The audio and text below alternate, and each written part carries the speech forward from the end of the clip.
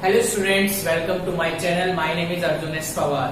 Once again, warm welcome and good morning students. Let's see. आज हमारे पास lecture number 3 है यार, ठीक है। लेक्चर नंबर 2 में हमने इंट्रोडक्शन पे ज्यादातर वर्क किया है कि लेक्चर 1 और लेक्चर 2 हमने इंट्रोडक्शन को डिफाइन किया था, जिसमें हमने ये डिस्कस किया कि कैसे हम लोग 3D में वर्क करने वाले और किन किन पॉइंटों में की हमें हेल्प लेनी होगी। आज हमारे पास लेक्चर नंबर 3 है, जिसमें हम लोग पॉइंटों को डिस्कस करेंगे कि स्पेस में लाइन कैसे अपना रोल प्ले करेगी। ओके यार, देखिए कोई भी एक लाइन है, उस लाइन को यदि मुझे डिटरमाइन करना होता है तो ध्यान रखना स्पेस में जो लाइन होती है वो डिटरमाइन हो सकती है केवल यूनिकली, और उसके लिए कंडीशंस क्या है। लाइन यूनिकली तभी डिटरमाइन हो सकती है आपको स्पेस में जब आपके पास उस लाइन की डायरेक्शन और उस लाइन के पॉइंटों के कोऑर्डिनेट आपको पता होंगे। First point. सेकंड पॉइंट, आपके पास जो लाइन है वो पासिस थ्रू होनी चाहिए 2 पॉइंट से, तभी आप लाइन जो है स्पेस में यूनिकली डिटरमाइन कर सकते हैं। ओके यार, अब आते हैं पॉइंट को लेकर यार। अब आपके पास जो आती है कंडीशन वो आती है equation of a line passes through a given point and parallel to the given vector। देखिए यार, यदि मैं स्पेस में बात करूं कि मेरी जो एक लाइन है वो पासिस थ्रू होगी एक गिवन पॉइंट से और पैरेलल होगी एक गिवन वेक्टर से, तो आप कैसे फाइंड करेंगे यार। ओके यार, देखिए कैसे करते हैं। स्पेस में हम लोग स्पेस में 3 डायमेंशन फिगर है यार, एक्स वाई एंड जेड। आपके पास कोई ये बी वेक्टर है यार, बी वेक्टर। ओके यार, जब आपके पास ये बी वेक्टर है तो आपको क्या करना है, इसके पैरेलल एक लाइन ड्रॉ करेंगे आप लोग। इस बी वेक्टर के पैरेलल आपको क्या करनी होगी, लाइन ड्रॉ करनी होगी। आपने वो लाइन ड्रॉ कर दी इसके पैरेलल। सपोज दैट जो ये लाइन है वो किसी एक पॉइंट से पासिस थ्रू हो रहा है ए से, ठीक है, और इसमें एक पी पॉइंट है जिसके कोऑर्डिनेट आप लोग कोऑर्डिनेट है आपके पास यार एक्स वाई जेड यार। ओके, और यार ए जिस पॉइंट से पासिस थ्रू हो रही है उसके ओरिजिन से जो कंडीशन है वो है ए वेक्टर। ओके यार, और जो ओरिजिन से जो पी की है वो कंडीशन है यार आर वेक्टर आपके पास, ठीक है। इट मींस जो एपी है लाइन वो इस लाइन की क्या है, पैरेलल है, बी वेक्टर के क्या है, पैरेलल है। यानी यार एपी वेक्टर, यदि मैं इन वेक्टर की कंडीशन में बात कर रहा हूं, किसकी कंडीशन में, इन वेक्टर इक्वेशन की फॉर्म में बात कर रहा हूं, तो वेक्टर इक्वेशन की कंडीशन में जो पास एपी वेक्टर है वो पैरेलल है बी वेक्टर के। एपी वेक्टर पैरेलल किसके है, बी वेक्टर के हैं। तो उस कंडीशन में आपके पास AP vector is equal to lambda of B vector के होता है, क्योंकि आपको पता है जब भी हम 2 वेक्टर जब आपस में पैरेलल होते हैं तो उस कंडीशन में जब हम वेक्टर की साइन को सॉल्व आउट करते हैं तो याद कीजिए क्या बताया गया था। सपोज दैट आपके पास a vector parallel to the B vector था। इन वेक्टर वाले केसेस में तो a vector is equal to क्या यूज करते हैं, लैम्डा ऑफ बी वेक्टर, जब 2 वेक्टर को आप कोलिनियर या पैरेलल प्रूफ करते थे। तो यही केस यहां था कि ये लाइन इस वेक्टर के क्या थी, पैरेलल थी इन वेक्टर कंडीशंस। तो उस कंडीशन में एपी वेक्टर पैरेलल टू किसके हो गए, बी वेक्टर के हो गए, यानी AP vector is equal to lambda of B vector के।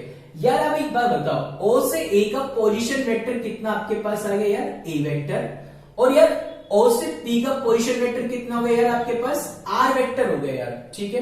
तो यार कंडीशन नंबर फर्स्ट में आएंगे। फ्रॉम फर्स्ट आप एक बात समझेंगे, फ्रॉम फर्स्ट में एपी वेक्टर को क्या लिख सकते हैं यार, position vector of P minus position vector of A is equal to lambda of B vector. Position vector of p का मीनिंग होता है OP vector, position vector of a का मीनिंग हो गया OA vector is equal to lambda of B vector. आप चाहे तो direct position vector of p को यूज कर सकते हैं आर वेक्टर, नहीं तो फिर आप ऐसे लिख लीजिए ओपी वेक्टर, इट मींस ही होता है पोजीशन वेक्टर ऑफ पी, दोनों सेम होते हैं। यानी ओपी वेक्टर की वैल्यू आर वेक्टर माइनस के ए vector is equal to lambda of B vector. तो यहां से आपने फाइनल गेट किया कि r vector is equal to हो गया ए vector plus lambda of B vector.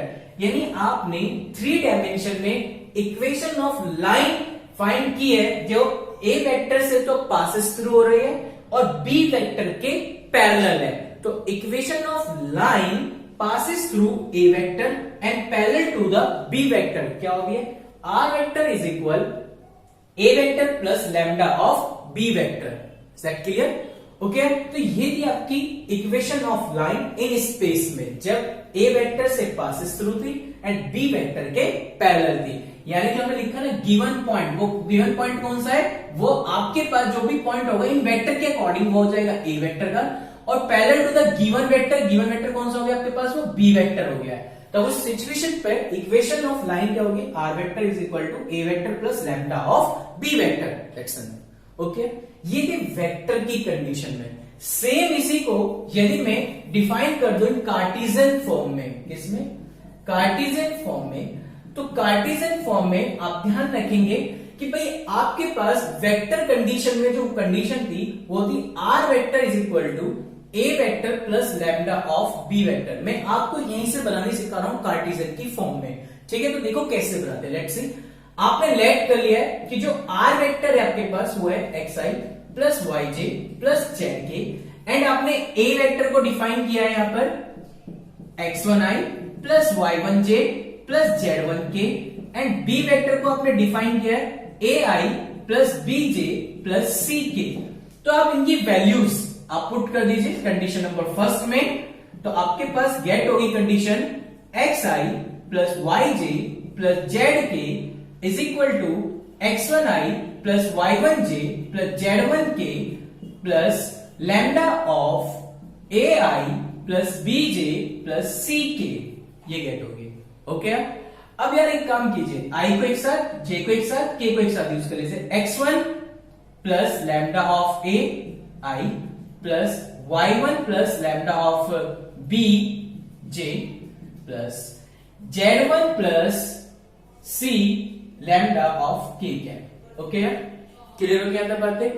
अब यार आपको करना क्या, ये लिखा एक्स आई प्लस वाई जे प्लस जेड के, कंपेयरिंग कर लीजिए यार। जब आप कंपेयरिंग करोगे आई को आई के साथ, जे को जे के साथ, के को के के साथ, तो आपके पास फाइनल वैल्यू गेट होगी x is equal to x1 plus lambda A and y is equal to y1 plus lambda of b and z is equal to z1 plus lambda of c।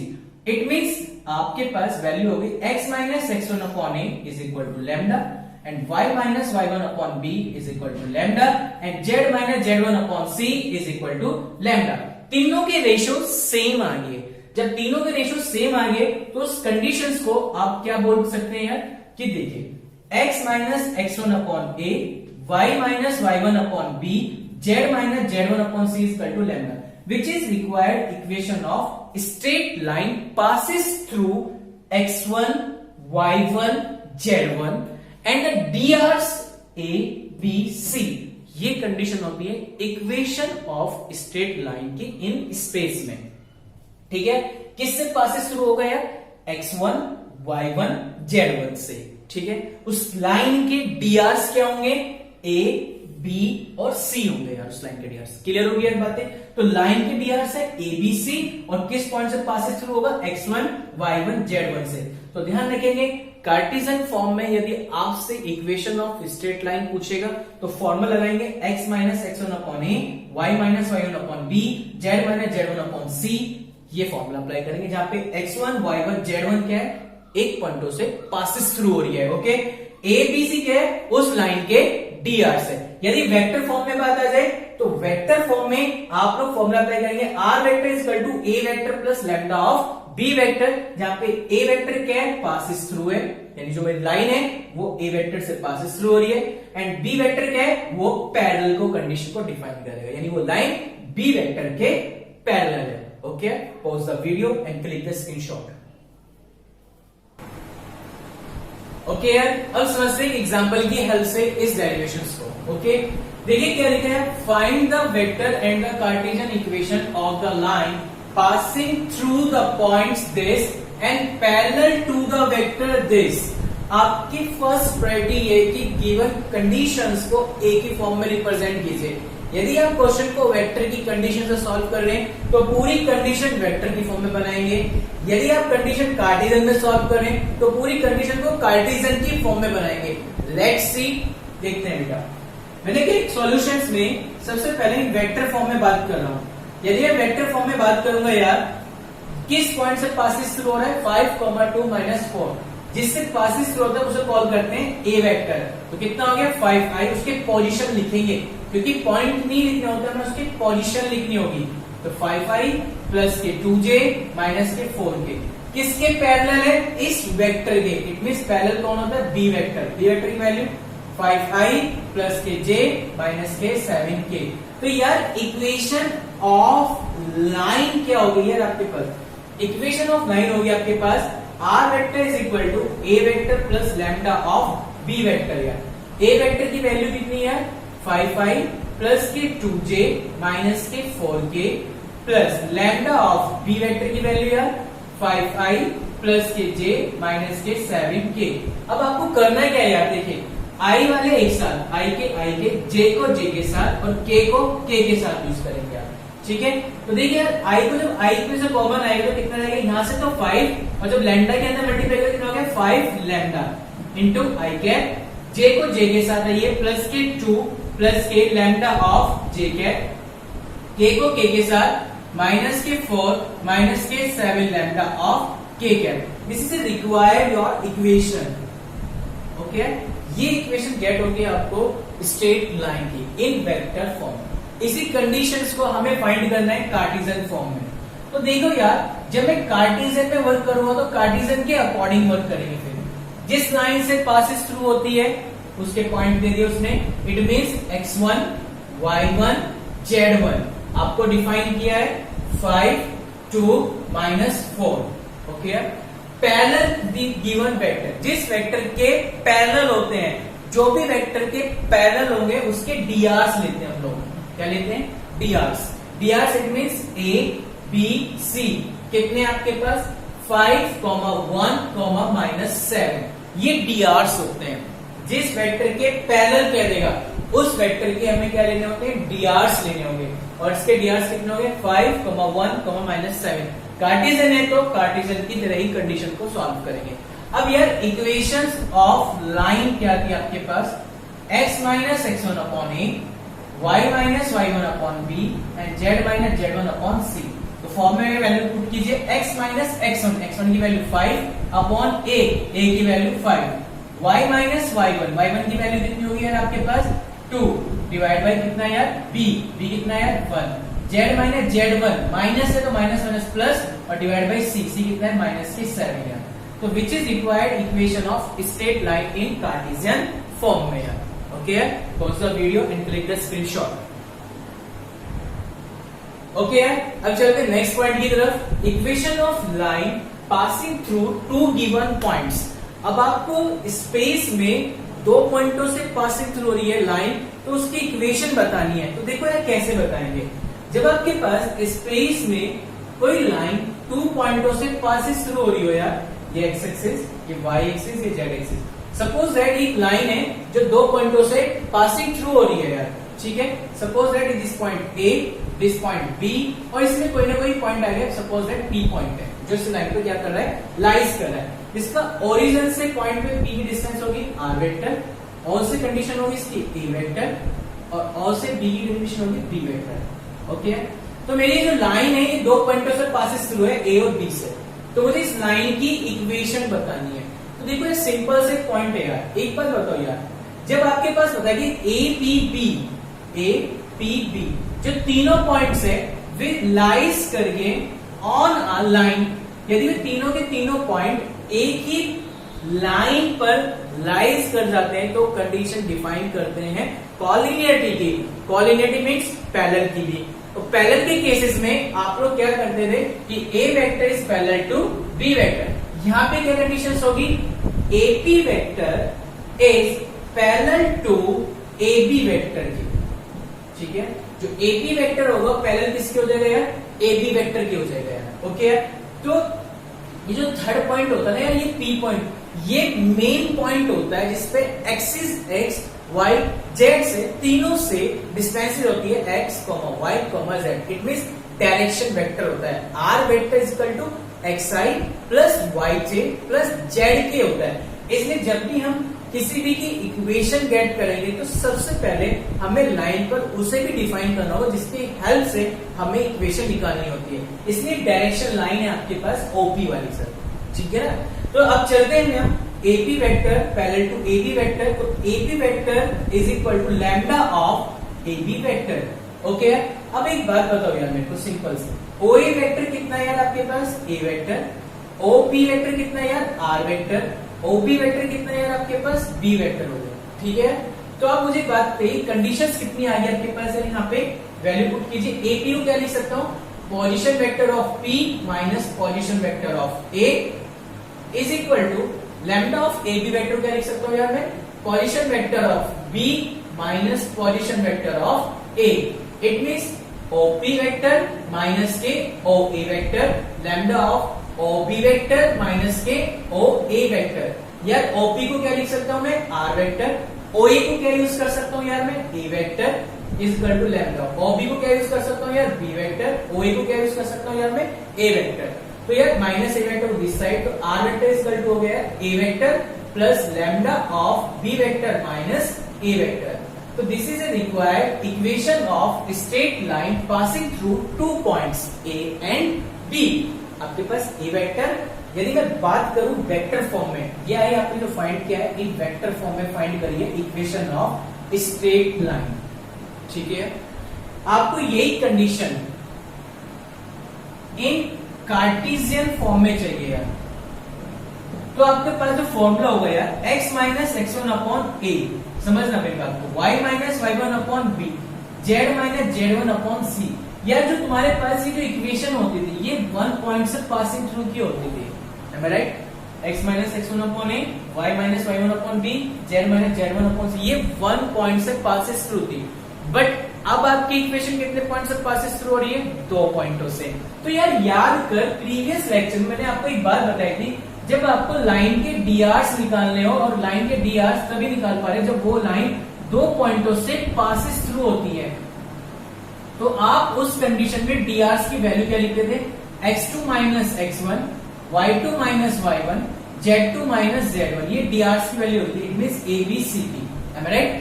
तो यार ये जो ABC है ना, अब ये एक पॉइंट से नहीं है, ये कितने पॉइंट से जा रही है, 2 पॉइंटों से जा रही है। तो it means x minus x1 upon x2 minus x1, y minus y1 upon y2 minus y1, z minus z1 upon z2 minus z1।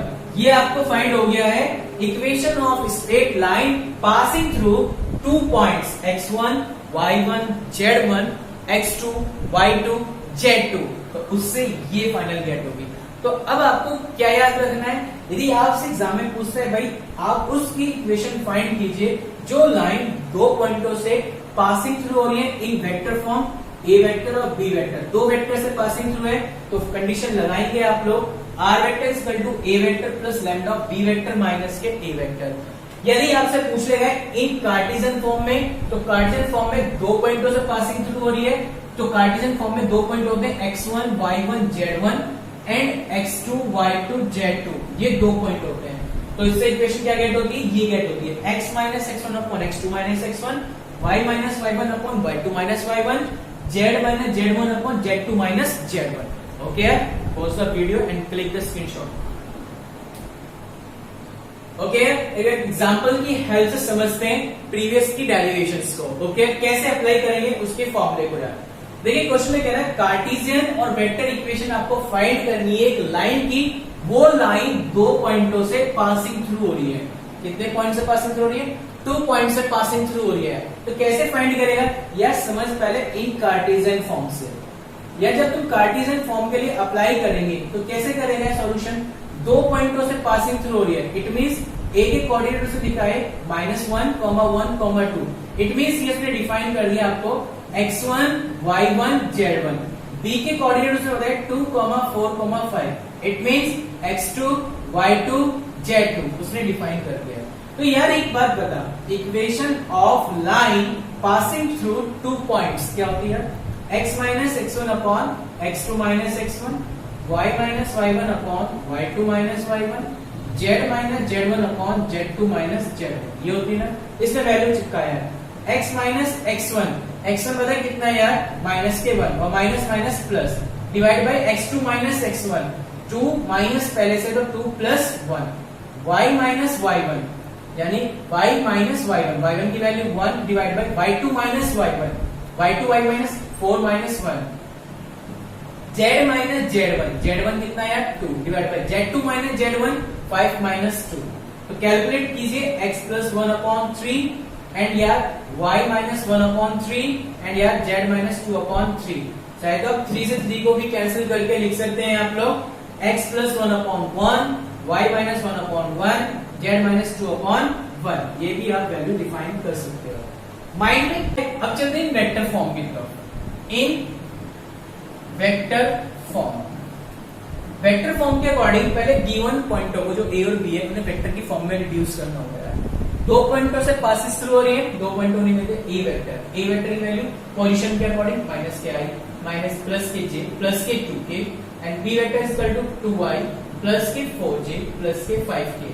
तो यार आप एक बार बताइए, equation of line passing through 2 points, तो उसकी कंडीशन होती है r vector is equal to a vector plus lambda of b vector minus a vector. यार ठीक है, इस फॉर्मूले में वैल्यू चिपका दीजिए और सीधा आंसर यूज कीजिए। देखिए r vector is equal to a vector कितना आपके पास माइनस के i प्लस के j प्लस के 2k plus lambda of b minus a, b में से a को माइनस कीजिए, 2i माइनस i यानी माइनस माइनस प्लस, तो 2i 1i ऐड हो कितना हो गया 3i, 4j 1j कैंसिल करके कितना हो गया 3j, 5 माइनस 2 कितना हो गया प्लस के 3k।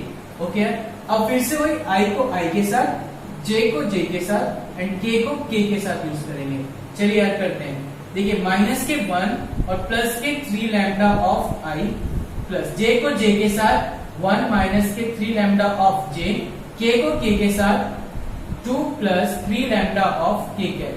तो इस तरह से आपने फाइंड कर लिया है equation of straight line in vector form में। यार ओके यार, pause the video and click the screenshot. Okay यार, अब समझते हैं यार एंगल बिटवीन टू लाइंस। यदि आपको टू लाइंस की बिटवीन एंगल फाइंड करना है तो कैसे फाइंड करेंगे यार? देखो यार, जब भी आपको टू लाइंस के बिटवीन एंगल फाइंड करना होगा तो आपके पास जो प्रोसीजर होगा वो क्या होगा? देखिए दो लाइनें हैं आपके पास, सपोज दैट एक लाइन आपके पास ये सेकंड लाइन ये आपके पास, ठीक है, यानी कहते हैं L1 L2 और ये कहते हैं L1। दिस इज ए आपके पास जो डायरेक्शन होगी इस पॉइंट से जिनके बिटवीन आपको एंगल बताना है वो है थीटा, ठीक है। ये पॉइंट हो गया आपके पास B2 वेक्टर और ये पॉइंट हो गया आपके पास B1 वेक्टर, ओके। और से क्लियर हो गया यहाँ पे बातें? तो कह रहे हैं कि इन दो लाइनों के बिटवीन आपको क्या बताना है? एंगल फाइंड करना है। तो देखिए यार, जब आपके पास दो लाइनें गिवन है, इक्वेशन ऑफ टू लाइंस, तो इक्वेशंस ऑफ लाइन फर्स्ट है आपके पास L1, इसकी कंडीशन होगी r vector is equal to a1 plus lambda of b1 and एक है L2 line r vector is equal to a2 vector plus mu of b2 vector. जब मुझे इन दो लाइनों के बिटवीन एंगल फाइंड करना होगा तो फॉर्मूला अप्लाई करेंगे cos theta is equal to modulus of b1 vector dot b2 vector is divided by magnitude of b1 vector and magnitude of b2 vector का होल मॉडुलस। ये formula apply करेंगे, ठीक है। Clear होगी? जब दो लाइनों के बिटवीन इन वेक्टर फॉर्म में हम बात कर रहे हो, कौन सी फॉर्म में? इन वेक्टर फॉर्म में, तो हम लोग ये फॉर्मूला अप्लाई करेंगे, ठीक है। तो पर्टिकुलर केस समझते हैं। पर्टिकुलर केस क्या था यार इसका? देखिए, जब मैं पर्टिकुलर केस के बारे में डिस्कस कर रहा हूं तो उस कंडीशन में मैंने कहा कि फर्स्ट की टू लाइंस आपस में परपेंडिकुलर है। जब भी दो लाइन आपस में परपेंडिकुलर होंगी तो सिचुएशन में जो B1 और B2 जो पैरेलल वेक्टर्स थे वे क्या हो जाएंगे? परपेंडिकुलर हो जाएंगे। और जब दो वेक्टरों की डॉट प्रोडक्ट किसके इक्वल हो जाएगी? 0 के। रीजन क्लियर हो गया? सिंपल सा रीजन था। यार थीटा कितना हो गया? 90 हो गया ना, क्योंकि दो लाइनें क्या है? परपेंडिकुलर है। तो उस कंडीशन में थीटा कितना हो गया यार? 90 हो गया। तो cos 90 रख देना, cos 90 की वैल्यू 0, तो अपन वाली कंडीशन कहां पहुंच गई? सारी 0 में। तो क्या रह गया? B1 vector dot B2 vector किसके इक्वल हो गया? 0 के इक्वल हो गया। सेकंड केस, टू लाइंस यदि आपस में कैसे हो जाती हैं, पैरेलल हो जाए, तो यार obviously B1 vector is equal to lambda of B2 vector हो जाएगा, जब दो लाइनें कैसे हो जाती हैं, पैरेलल हो जाती है। ओके यार, क्लियर हो गया ना बातें, कोई डाउट तो नहीं है? Pause the video and click the screenshot. Okay यार, अब बात करते हैं कार्टेशियन फॉर्म में। यार देखो यार, कार्टेशियन फॉर्म में आप कैसे वर्क करेंगे यार, ध्यान से समझिएगा। आपके पास जो लाइन थी, आपके पास जो लाइन होती है x minus x1 upon a1, y minus y1 upon b1, z minus z1 upon c1, ये आपके पास L1 लाइन की इक्वेशन है। ये पास L2 लाइन की equation x minus x2 upon a2, y minus y2 upon b2, z minus z2 upon c2, ये आपके पास L2 equation है। अब वो कह रहे हैं कि इस केसेस में यदि आपको टू लाइंस के बिटवीन एंगल बताना हो तो कैसे डिफाइन करेंगे यार, ध्यान रखेंगे यार, cos theta is equal to a1 a2 plus b1 b2 plus c1 c2 is divided by root a1 square plus b1 square plus c1 square root a2 square plus b2 square plus c2 square का whole modulus. ये formula आप apply करेंगे, ठीक है। जब आपको in Cartesian form में equation of line given होगी 2L1 एंड L2, तो उस कंडीशन में cos थीटा आप ऐसे गेट करेंगे, यानी दो लाइनों के बिटवीन एंगल फाइंड करने का प्रोसेस। ओके, यदि आप बात करें पर्टिकुलर केस में, यार जब आप यार पर्टिकुलर केस में डिस्कस करेंगे तो आप कैसे डिफाइन करेंगे। जब आप पर्टिकुलर केस में जाएंगे तो फर्स्ट पॉइंट ये है कि मेरे पास यदि L1 और L2 दो लाइनें आपस में परपेंडिकुलर हो जाए, इट मींस थीटा कितना हो जाए 90, तो उस केसेस में cos 90 हो गया 0, अपोन वाली कंडीशन 0 में चली गई, तो कितना आ गया a1 a2 plus b1 b2 plus c1 c2 is equal to 0। Second case, यदि दो लाइनें आपस में कैसे हो जाए यार, पैरेलल, पैरेलल का मतलब थीटा कितना हो जाए 0 या 180, तो उस कंडीशंस में क्या हो जाएगा यार, देखिए समझिए यहाँ पर a1 upon a2 equal to b1 upon b2 equal to c1 upon, okay, a1 upon a2 b1 upon b2 c1 c2, clear होगी बात? Pause the video and click the screenshot. Okay, चलते हैं एग्जांपल की तरफ, example की help समझते हैं। दो एग्जांपल्स लिए अभी हमने, एक वेक्टर फॉर्म में और एक लिए हम लोगों ने कार्टेशियन फॉर्म में। दोनों की हेल्प समझेंगे किस तरह से हम लोग एंगल फाइंड करेंगे टू लाइंस के बिटवीन। ओके, देखिए यार, आपके पास दो लाइनें गिवन है। सबसे पहले जब आप लाइन की क्वेश्चन को सॉल्व आउट कर रहे हैं तो सबसे पहले ये चेक कीजिए वेक्टर फॉर्म में कि लैम्डा करके कंबाइंड करके कंडीशन को ही लिखी है। कंबाइंड से मीनिंग इस तरह से कोई कंडीशन लिखी 2 plus 3 lambda of i plus minus के 5 plus 2 lambda of j plus 1 plus 6 lambda of k, यानी इस तरह से कंबाइंड करके तो नहीं लिखा हुआ है। यदि इस तरह की कोई फॉर्म मिलती है तो आप सबसे पहले उसमें सेपरेट करेंगे, यानी लैम्डा वाली प्रॉपर्टी को एक साथ यूज करेंगे और विदाउट लैम्डा वाली प्रॉपर्टी को एक साथ यूज करेंगे, क्योंकि आपको नॉन है कि जो लैम्डा आता है वो पैरेलल वेक्टर के साथ आता है, इट मींस बी वेक्टर होता है, और जो अनदर क्वांटिटी होती है इट मींस वो होती है ए वेक्टर, जिसके अकॉर्डिंग जो लाइन होती है वो पासिंग थ्रू होती है। क्लियर हो गया बात? तो इस चीज का ध्यान रखेंगे यार, यदि इस तरह की कोई फॉर्म है तो सबसे पहले आप उसे सेपरेट कीजिए, लैम्डा को एक साथ यूज करते हुए अनदर क्वांटिटी को एक साथ, यानी वो कंडीशन ये बन जाएगी जो मैंने यहाँ लिखी है। ओके, तो देखिए क्या करेंगे, सबसे पहले आप इसे कंपेयरिंग करेंगे। On comparing